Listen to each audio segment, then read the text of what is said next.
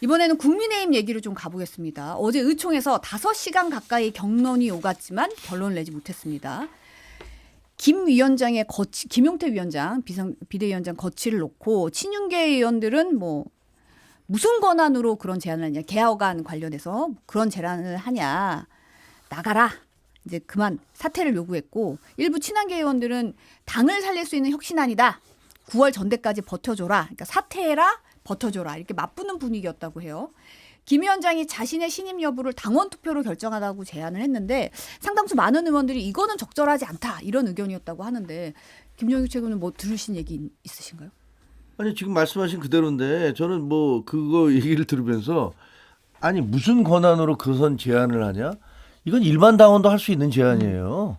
이게 비대위원장이 당이 이게 지금 엉망진창이 돼가고 있고 국민들로부터 그 신뢰를 잃어서 289만 표 차이라는 사상 최대 표차로 보수정당이 졌으면 좀 우리 이제 달라져야 되지 않느냐라고 얘기를 하는데 무슨 자격으로 그런 제안을 하느냐고 묻는 사람들이 저는 이상해요. 그렇게 묻는 사람들이 스스로 일어서서 그 말 맞다, 나도 그 제안 찬성하고 나는 이런 제안을 더 거기다 덧붙이겠다, 이렇게 얘기해야지 정상 아닙니까? 그 무슨 자리가 있어서 어떤 사람만, 특정한 사람만 그런 제안을 할 수 있는 건 아니잖아요. 그러니까 전혀 지금 엉뚱한 얘기를 하고 있다. 여전히 이른바 친윤들이라는 사람들이 정신을 못 차리고 있구나라는 생각을 하게 돼요. 그리고 이게 지금 어떻게 돌아가고 있냐면요, 그러니까 의심을 하고 있는 게, 이게 친윤계라는 사람들이 자기들 계보의 사람들, 자기들과 가까운 사람들을 원내대표로 임명을 한 다음에 그다음에 김용태 비대위원장이 물러나면 이 원내대표가 비대위원장을 또 임명을 하든가 이런 식으로 해서 그냥 그 지금까지 해오던 대로 친윤일색으로 다시 그 지도부를 구성을 하고 전당대회나 이런 것들을 하지 않고 그냥 내년까지 그냥 가겠다는 거 아니냐. 그래서 지방선거 공천까지 그냥 이걸로 이른바 혁신 비대위니 뭐니 하는 이름으로 거기다 이름을 붙여서 그냥 가겠다는 거 아니냐. 근데 무슨 혁신을 하겠어요. 그 사람이 바뀌어야지 혁신이 되는데 기존에 있던 사람들이 그냥 다시 권력을 잡아서 무슨 혁신을 하겠습니까? 그러니까 그렇게 하자는 음모가 있는 게 아니냐, 그런 의도가 있는 게 아니냐. 그리고 이제 김용태 위원장은 그건 안 되겠다라고 주장하고 있는 거고요. 그래서 그 양쪽에 당을 바꾸자, 변화하자라는 쪽과 아니면 그대로 그냥 가자라는 쪽이 충돌하고 있는 현장이라고 볼 수 있습니다. 국민의힘이 어제 5시간 동안 난상 토론을 벌였다고 하는데, 제가 봐서는 이 기본적으로 친윤 지도부와 친윤의 장악이 사라지지 않는 한요, 5일을 해도요 결론이 안 납니다. 5일을 해도 결론이 5일 해도 안 나고요. 16일이 돼야만 어느 정도 국민의힘이 어떤 방향으로 갈지, 원내대표 이제 선출이 있지 않습니까? 그때 결정이 될 것 같고요. 저는 김용태 비대위원장이 좀 아쉬운 부분들이 정치력이 부족하긴 하구나. 두 가지 측면에서, 첫 번째는 본인이 이 비대위, 그러니까 5가지 혁신안을 할 때 첫 번째 본인을 버리고 들어갔어야 되는데 본인을 가지고 들어갔어요. 6월 30일에 임기뿐만 아니라 자신의 신임 여부를 당원 투표로 하겠다, 물러날 생각이 없다는 거잖아요. 직을 걸고 던져야죠. 9월의 전당대회라든지 예를 들면은 당론에 대한 탄핵 반대 의견을 바꾸겠다라고 하면 나는 비대위원장직을 내려놓을 테니 이걸 좀 받아주십시오 해야 되는데, 자기는 또 하고 싶다라는 걸 해놓으니까 결국에는 어제 의총에서 나오는 게 사퇴해라, 연장해라, 그게 본질이 아니었잖아요. 결국에는 9월의 전당대회 얘기도 꺼내지도 못하고 그걸로 이제 끝났다는 것들이 전략 전술이 부족했다는 것이고, 두 번째는 사전에 비대위원장이면 친윤이든 친한이든 배지들을 정지 작업을 해야죠. 밑작업을 해놓고 의총을 열었어야 되는데 전혀 그런 거 없이 그냥 개혁안만 딱 멋있게 얘기해놓고 페이스북에 글 올리고 그냥 들어간 거 똑같아요. 그래서 사실상 어제부로 김용태 비대위원장은 사실상 사퇴다. 그러니까 나머지 이제 6월 30일까지는 그냥 허수아비 비대위원장이 돼버렸다. 좀 그렇게 좀 아쉬움을 말씀드립니다. 아니 근데 의총 전에 좀 이렇게 선빵을 탁 날린 거 아니에요? 성공. 근데 그 정지 작업을 안 하고 했기 때문에 어제 거의 고립무원이었어요. 아무도 김용태 비대위원장의 말을 들어준 사람은 없었던 거죠. 아니 그렇지는 않았는데 사진만 봐도 이제 혼자 막 앉아 있더라고요. 그 옆에도 다 비어 있잖아요. 근데 이 얘기가 김용태 위원장을 지지하는 발언들도 있었죠. 네. 당연히 발언이 있었는데, 그런데 이제 어떻게 분위기는 어떻게 그 취재 기자한테 물어보니까 아니 친윤들이 김용태 사퇴 안 하면 그 의총 안 끝낼 분위기예요. 이런 얘기를 하더라고요. 그럴 정도로 5시간째 계속 밀어붙였는데 이분들의 그 발언은요. 여기 김정재 의원이 했다는 이 얘기에서 정확히 잘 드러나요. 그 김용태 위원장이 그러면 제 주장에 대해서 전당원 투표를 해봅시다. 의총에서 결정을 못 내니까 전당원 투표를 합시다. 그랬더니 뭐라고 그랬냐면 자기만 살겠다는 거냐. 의총을 거치지 않고 마음대로 정하는 것은 옳지 못하다. 이렇게 얘기를 했어요. 자기만 살겠다는 거냐는 뭐겠어요. 야 만약에 전당원 투표를 해서 그게 통과되면 우린 다 죽어. 너만 살고 우린 다 죽어. 이런 얘기잖아요. 아니 당이 개혁을 하는데 왜 죽습니까? 당이 개혁하면 거기에 동참하면 되는 거 아니에요?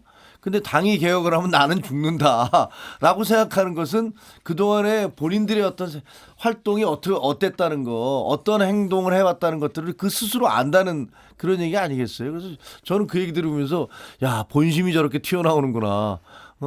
전당원 투표를 하면 마치 지난번에 한덕수 총리 꽃가마 태워서 옹립하려고 하다가 그것이 무너지듯이 당원들이 거기에 대해서 반대하고 올바른 길로 가겠다. 혁신과 변화의 길로 가겠다라고 얘기하면 지금 있는 사람들은 죽는 건가? 본인들이 그렇게 생각하고 있구나. 라는 것들을 느끼게 하더라고요. 근데 김용태 비대위원장이요. 일단 친윤들 목을 내놓으라고 했어요. 첫 번째 그 5월 10일 날 모두 잠든 시간에 후보를 바꿔치기 하려던 정당 모두가 끝에. 잠든 후에. 모두 잠든 후에. 예. 후보를 바꿔치기 하려고 했던 그 행위는요. 이거는 민주질서에 심각한 어떤 이 해악이 되는 사례이기 때문에 따지고 보면 친윤들 관여했던 사람들은 당무검사뿐만 아니라 여러 가지 책임을 져야 되는 거기 때문에 정치적으로 목을 내놓으라는 소리거든요. 그러니까 우리를 죽이려고 그래? 이런 게 있어요. 그다음에 이제 탄핵 반대에 대한 당론을 바꾸겠다는 것도 친윤들이 주도했잖아요. 그 자체도 당론을 바꿔버리면 친윤들이 책임져야 되잖아요. 그러면 결국에는 정치적으로 당신들 목 내놔 했는데 그러려면 김용태 비대위원장이 사퇴해라 그러면 사퇴하겠습니다. 본인도 목을 내놨어야죠. 내가 내놓을 테니까 그러면 9월 전당대회라는 받아주시라. 그러면 즉시 사퇴할 테니까 그것만 우리 의총에서 합의해주라. 그것만 했어도 저는 김용태 비대위원장이 꽤 마지막 그 마무리를 잘했을 텐데 이게 어제 유야무야 끝나고 그냥 비대위원장 직만 30일까지 하고 끝날 것 같아서 또 6월 16일 날 새로운 원내대표가 친윤이 되면 김용태 비대위원장이 그 자리에 있을 수 있을까요? 근데 사실은 이제 당무간사 관련해서는 어제 거의 모든 의원이 적절하지 않다고 했다는 식으로 지금 전해지더라고요. 이 당무감사는 부적절하다. 모든이 아니죠. 그냥 발언한 사람들이 그랬겠죠. 뭐 27명인가가 뭐 발언을 했다는데 그중에서 상당수는 또 반대쪽에 있었던 걸로 저는 알고 있거든요. 특히 친한계 의원들은 뭐 그 김용태 의원의 위원장에게 힘을 실어주는 발언을 한 걸로 알고 있기 때문에 뭐 모두가라는 것은 누가 풀을 하느냐에 따라 달라지는 거잖아요. 발언자가 누구냐에 따라. 네, 네. 뭐 나와서 모두가 그렇게 얘기했습니다. 그럼 모두를 쉬어봤어요. 비공개인데. 거의 모두라는 표현이 네, 이제 뭐 그런 있긴 식으로 하더라고요. 제가 네. 보기에는 그거야말로 이제 뭐 언어의 어떤 나름대로 기법일 수도 있는데 그런 느낌을 받을 수 있죠. 만약에 이거 당무감사하면은 안 걸릴 사람이 별로 없을 거예요. 실제로 우리 당의 주류라고 얘기하는 친윤들, 이른바 쌍권이라고 얘기하는 비대위원장 했던 권영세 비대위원장 그리고 권성동 원내대표 이분들이 과연 무슨 역할을 했느냐. 그리고 이양수 사무총장 거기서 무슨 일을 한 거냐. 이런 부분들에 대해서 그리고 당시에 비대위원들은 도대체 이걸 어느 정도로 긍정했던 거냐. 이런 부분들이 다 밝혀지면 제가 보기에는 정당 역사상 굉장히 커다란 파문을 불러일으킬 수가 있어요. 근데 저는 이거 반드시 해야 된다고 생각합니다. 왜냐하면 이거는 정당 민주주의에 대한 파괴 행위예요. 그리고 이거는 잘못된 것들을 그냥 덮어놓는다고 그래서 그게 그 고름이 살이 되지는 않아요. 잘못된 것들은 도려내야 되고 그다음에 그런 것들을 비판을 하고 그다음에 이거 잘못했습니다라 사과하고 저희가 정말 잘못했습니다. 그래서 일부는 저는 이제 출마하지 않겠습니다라고 사퇴 선언도 하든가 이러면서 당을 살려주십시오. 백의종군하겠습니다. 이렇게 하면은 국민들이 보면서 좀 달라지겠네 이런 생각을 할 텐데 과거에 있었던 모든 것을 다 덮어놓고 모른 척하고 그냥 넘어가자. 이래갖고 국민들에게 무슨 감동을 줄 것이며 그 떠난 민심을 어떻게 다시 불러올 수 있겠습니까? 지금 보면 얘기 나오는 게 어제 박덕흠 의원도 그렇고 원내대표 선거 있잖냐 이런 얘기 했거든요. 그러니까 결과적으로는 이제 신인 지도부에 대해서는 이제 16일에 선출될 새로운 원내대표 주도로 가자 뭐 이런 얘기가 지금 나오고 있는 건데 이제 차기 원내대표 후보군의 명단을 보니까 이제 4선에 김도읍, 김상훈, 박대출, 이현승 의원, 3선에 김성환, 성일종, 송원석 의원 등이 거론되는 상황이더라고요. 어제 우연희님이 댓글로 주옥 같은 리스트다 뭐 이런 얘기도 하셨는데 이제 원내대표 자리가 비대위원장을 결정할 수 있잖아요. 요 일색으로 되면 사실 친윤에서 누군가 나온다는 얘기잖아요. 그럴 가능성이 크죠. 사실 지금 현재 역학 구도로 보면 친윤 원내대표가 또다시 나올 가능성이 있고 심지어는 뭐 나경원 의원 그리고 김기현 의원 이런 분들도 뭐 나오겠다는 얘기가 있었다고 기자들이 얘기하는데 뭐 본인들이 진짜로 그렇게 공개적으로 밝힌 건 아니기 때문에 뭐 그거는 확인된 내용은 아닙니다. 하지만 뭐 기자들 중에서 그런 마음이 있으신 것 같아요. 이렇게 얘기를 하더라고요.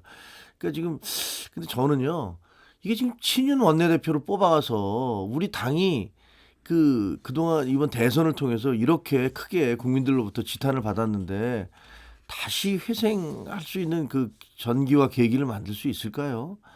그건 좀 아닌 것 같아요. 그래서 친윤이 아닌 그런 좀 더 객관적이고 중도적인 분이 되는 것이 옳지 않을까 이렇게 생각을 합니다만 뭐 투표로 저는 투표권이 있는 사람이 아니니까. 좀 답답하긴 합니다. 옆에서 그 협치 대상이 국민의힘이 될 건데 국민의힘이 변화하지 않으면 협치 대상으로 어떻게 대해야 되지? 라는 어떤 고민이 될 거는 같아요. 정확하게 윤 어게인을 보는 것 같아요. 친윤 어게인. 친윤 어게인. 네, 친윤 어게인 해봤자 그러면 국민의힘 희망이 없잖아요.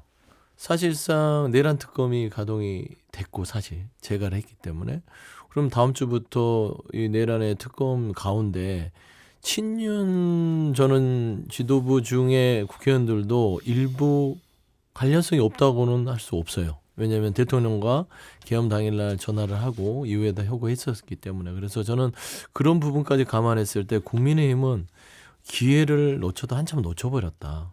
어떻게 하지? 그래서 저는 좀 걱정은 됩니다만 뭐 국민의힘 일이라서 제가 얼마만큼 뭐 도움이 될지 모르겠으나 친윤 어게인으로서는 공당으로서 존속이 불가능할 수도 있다라고 저는 봅니다.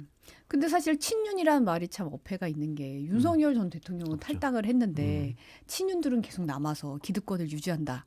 이 상황이 상당히 굉장히 아이러니한 상황이에요. 그렇습니다.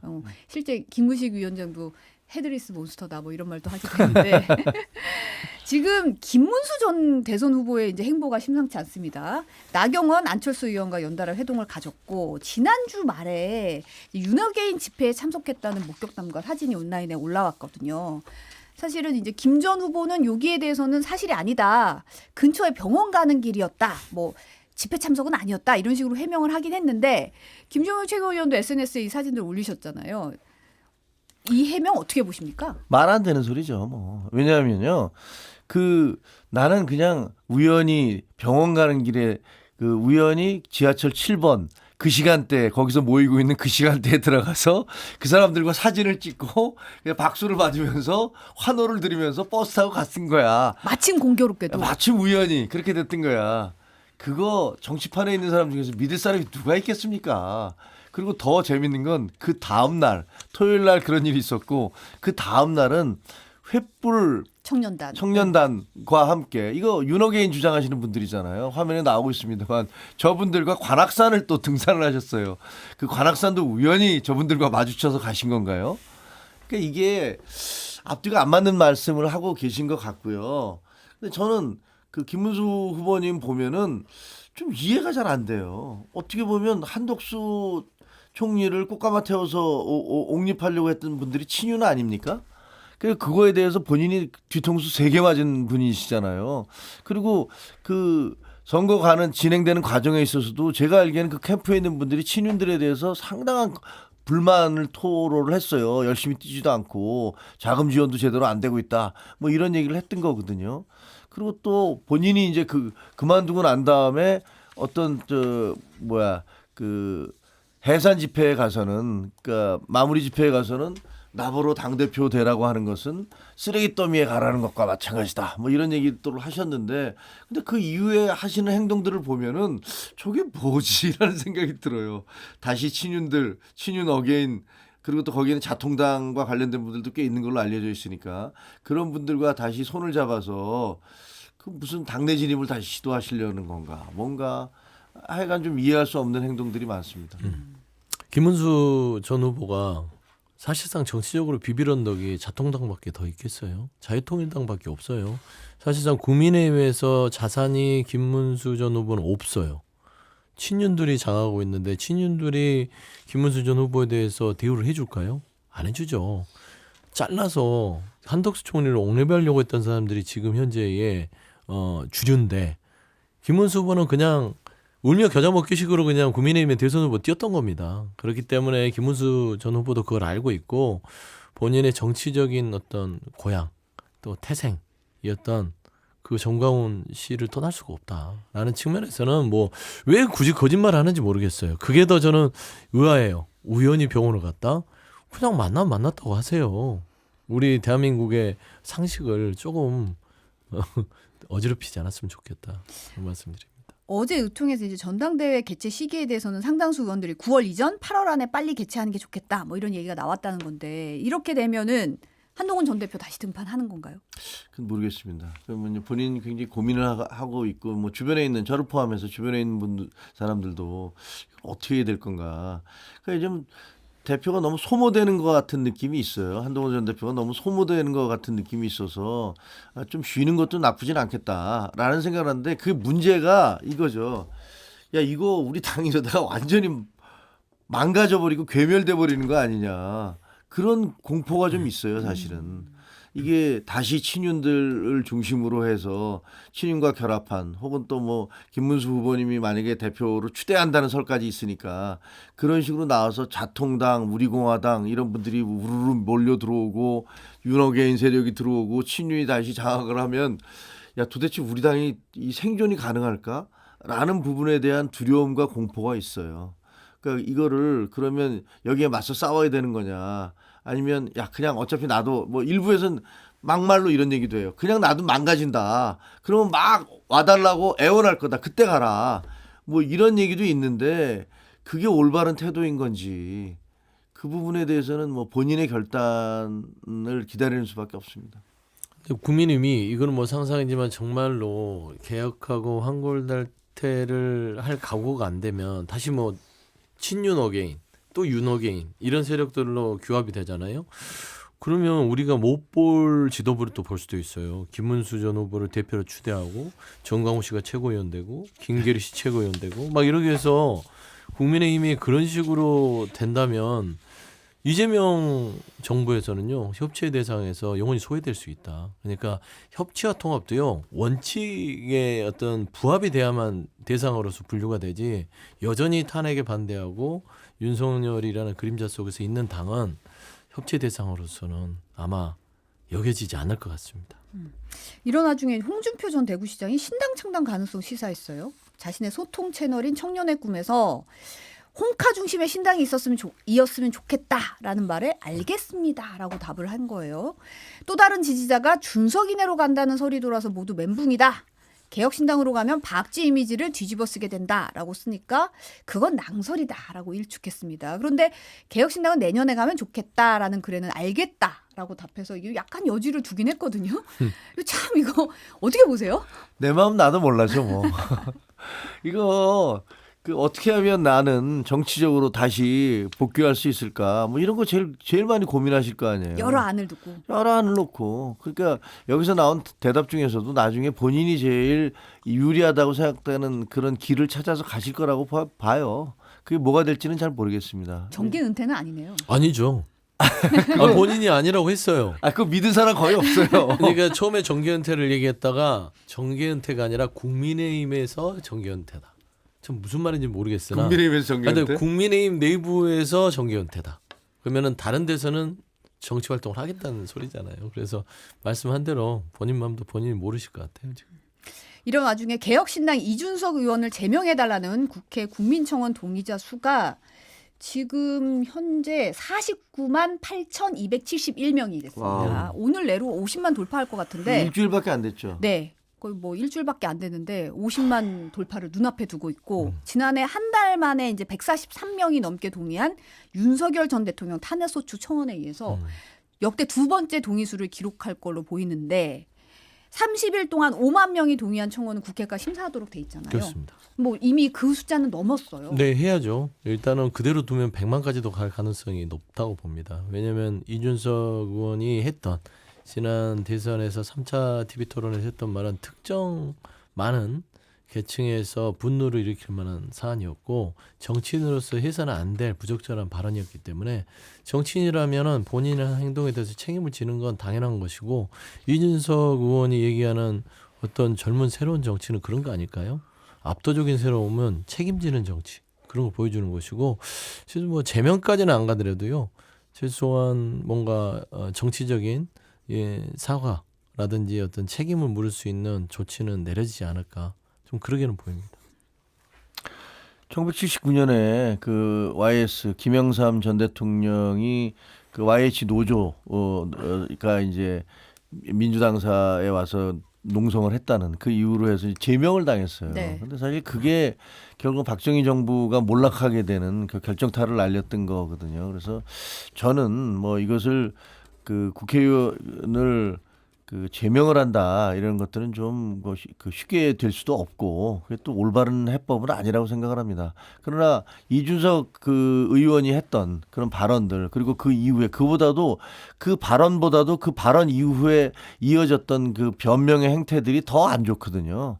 그러다 나중에 마지못해서 이제 뭐 잘못했다라고 하고 선거가 끝난 다음에는 뭐 다시 돌아가라면 그 일을 안 했겠다 이렇게 얘기를 하는데 그 부분으로는 사람들의 어떤 성난 마음을 다스리기가 그러니까 달래주기가 좀 쉽지 않을 것 같아요. 그래서 이준석 의원은 이 부분에 대해서 본인이 아직은 나이가 있고 또 정치적으로 앞으로도 계속 정치해야 될 뿐 아니에요. 그러면 이 부분에 대한 자기 나름의 반성과 성찰의 모습을 어떤 식으로든지 보여줘야지 그래야지 이게 어느 정도 좀 그 마무리가 되지 않을까 이런 생각이 듭니다. 지금 더불어민주당이 오늘 오전에 형사소송법, 공직선거법 개정안을 새 원내지도부가 선출되면 검토하기로 했습니다. 원래는 이제 당시 12일 날 본회의에서 처리하기로 했는데 이게 새 원내지도부 선출 이후로 연기를 했잖아요. 어떻게 보세요? 속도 조절을 한다고 봐야 되고요. 사실상 이 형사소송법과 공직선거법 자체가 불필요한 오해들을 낳고 있어요. 그렇기 때문에 현재로서는 뭐 이제 일부 민주당의 의원들 중에는 이재명 대통령이 사실상 대통령이 됐음에도 불구하고 이제 소추 자체를 재판까지 포함시키냐 안 시키냐는 불명한 것 때문에 보완을 하겠다라고 입법 발의를 한 거는 같은데 이게 대통령한테 도움이 되느냐 부분은 아마 새로운 원내 지도부가 검토를 해야 될 사안인 거는 같아요. 이 부분들이 해야 돼서 마땅한다 손 치더라도 국민들이 보기에는 이거 이재명 대표를 보호하려는 법 아니야라고 오해를 살 수 있거든요. 대통령도 그걸 바라지 않을 수도 있고요. 그래서 저는 이거는 신임 원내 지도부가 판단할 문제 같고 사실 최근에 이제 서울고등법원에서 대법원의 이제 파기환송 심에 대해서 84조 헌법 84조를 이유로 해서 추 기일을 연장을 했죠. 기한이 없음이라고 봤을 때는 재판도 이제 소체 들어간다고 판단한 것 같기 때문에 사법부가 판단한 영역들이 충분히 이재명 대통령의 국정 운영에 대한 부분들, 그다음 국정의 안정성을 고려하고 있기 때문에 저는 일단 이런 부분들은 신중하게 접근하는 거 잘한 결정이다 그래 보입니다. 전략적 후퇴라고 봅니다. 왜냐하면 이게 형사소송법과 공직선거법이 이재명 대통령 위한 거 아니야? 이재명 대통령 위한 거죠. 대상자가 그분밖에 없잖아요. 뭐 대통령이 되려는 사람, 후보에 나온 사람에 대한 거니까. 그 대통령이 된 사람에 대한 거니까 일반 사람들을 위한 게 아니지 않습니까? 그러니까 당연히 이재명 대통령을 위한 거고 어떻게 보면 설법 위인이죠. 사람을 위해서 법을 만든다라는 그런 비판을 받을 충분한 소지가 되는 거고. 근데 저는 이 고등법원에서 파기환송돼서 다시 돌아왔는데 여기다가 본인들이 84조를 그냥 해석을 했어요. 그래서 이것은 소추권이 없다는 것은 재판에도 해당된다라는 식으로 84조에 따라서 이것을 연기한다. 이렇게 얘기를 하면서 어떻게 보면 대법원 아니면 헌법재판소가 결정해야 될 부분을 본인들이 그냥 딱 규정을 해버렸어요. 왜냐하면 자기 재판부에서는 모르지만 이게 여러 개의 재판이 계속되고 있잖아요. 다른 재판 대장동 무슨 백현동 대북송금 이재명 대통령을 둘러싼 수많은 재판이 되고 있는데 그중에 한 재판만을 담당한 재판부가 84조에 대해서 본인들이 결정을 내려서 해석을 해버리는 것은 저는 월권이라고 생각합니다. 그래서 이거는 이 고등법원 재판부가 굉장히 정치적 판결을 내리고 있다라는 비판을 두고두고 받을 수 있다라고 생각이 되어져요. 그래서 이것을 결국 헌법재판소나 대법원이 다 모여서 판결을 내려주길 바랍니다. 그래야지 이게 마무리가 되지 안 되면은 그 개별 사건들 재판이 이제 7월 달에도 있고 8월 달에도 있고 계속 있을 거 아닙니까? 이거 어떻게 할지 모르겠어요. 근데 재판부가 재판에 대한 기일 결정이라든지 재판의 진행은 재판부의 재량권이고요. 그게 사법부의 이제 독립 부분에 속합니다. 그러면은 국민의힘에서 재판부의 결정까지 뭐 정치적인 판단이라고 해버리면 대한민국의 상권 분립을 인정하는 정당이냐 싶기도 하고요. 이거는 법원이 법을 해석해서 법적인 판단을 내린 겁니다. 저는 이 부분은 사실 이해 당사자 외에는 여기에 대해서 이의를 제기할 수가 없어요. 이해 당사자는 누가 있을까요?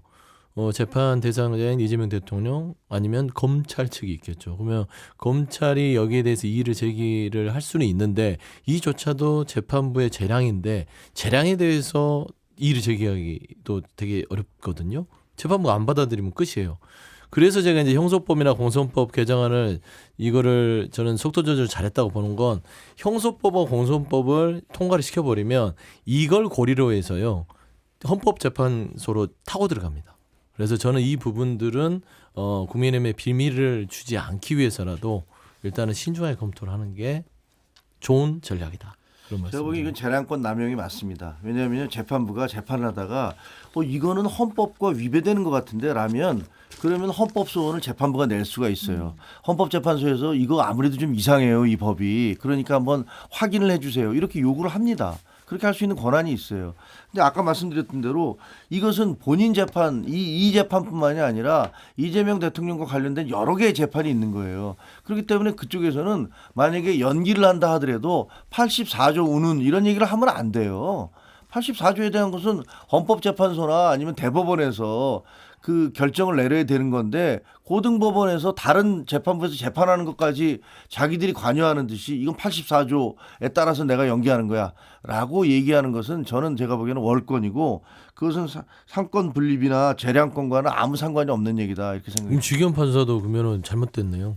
그러면 본인의 재량을 어떻게 대한민국의 이 영장에 대한 기준을 본인이 판단하죠? 주기현 판사에 대해서는 저는 여러 차례 비판을 했어요. 조희대 대법관도 잘못된 거죠. 아니죠. 본인이 무슨 재량이 있어서 그건 아니지. 본인이 조희대 신속 대법관 혼자 한 재판을 게 하죠. 아니에요. 아니 대법원장이 그거를 속행시켜 버렸잖아요. 전원합의체로. 그건 본인의 재량으로 한 게 맞습니다. 네. 그러면은 소부에 충분한 시간을 가지고 난 다음에 전원으로 가야 되는데 그럼 그것도 잘못됐네요. 그러니까 모든 게 어떤 법적 판단을 하는 데 있어서 그 결정은 존중은 하되 정치적으로 비판할 수 있어도 법원이 결정한 부분에 있어서 저는 독립성 인정해 줘야 된다. 그 말은. 주기현 판사가 내린 결정에 대해서는 사실은 여러 가지로 합리적이지 않은 부분이 많잖아요. 다른 사람들은 전부 다 날짜로 계산을 해서 구속영장 일수를 산정하는데 왜 갑자기 대통령에 대해서만 시간에 대해서 하느냐. 그럼 뭐 저도 계속 비판을 했었고 이해할 수가 없다라고 얘기를 했으니까 저는 그것도 그 판사의 그 월권적 행위에 해당한다라고 저는 생각을 해요.